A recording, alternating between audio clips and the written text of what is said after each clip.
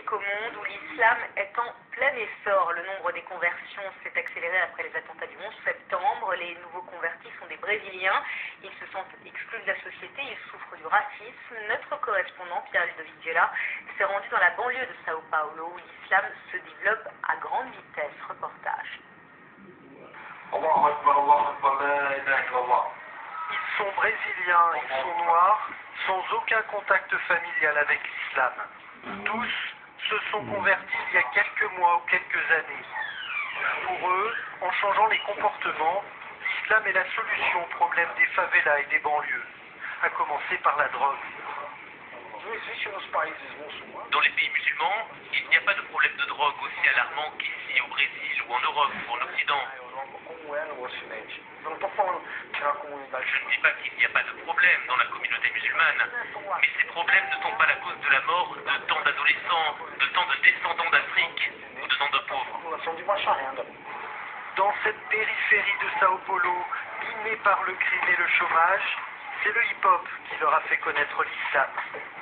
Le rap portait déjà les revendications des Afro-Brésiliens, qui est devenu un outil pour convertir.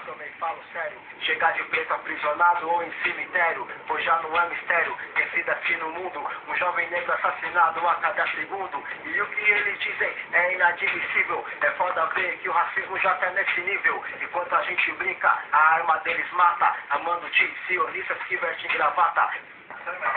Exclus de la société, ils découvrent dans l'histoire brésilienne les révoltes des esclaves noirs musulmans. De quoi se forger une identité liée à l'islam. Le rap renforce lui le sentiment d'appartenir à une communauté.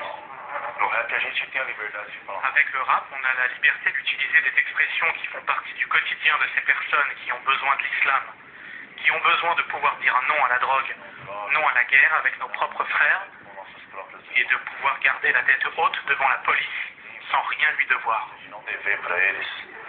Certains, comme Malik, rêvent que le Brésil devienne un État islamique, avec des quartiers débarrassés de l'alcool et de la viande de porc, où les femmes voilées ne seraient plus pointées du doigt.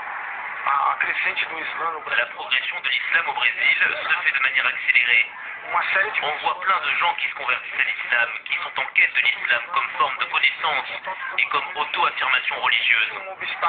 Je ne vois pas d'obstacle et je ne crois pas que ce soit un rêve utopique de penser que le Brésil, dans les prochaines décennies, puisse devenir un État islamique. En l'absence d'un recensement officiel des musulmans, les mosquées et salles de prière représentent le meilleur indicateur de la progression de l'islam au Brésil. Leur nombre, plus d'une centaine aujourd'hui, aurait quadruplé en moins de 10 ans.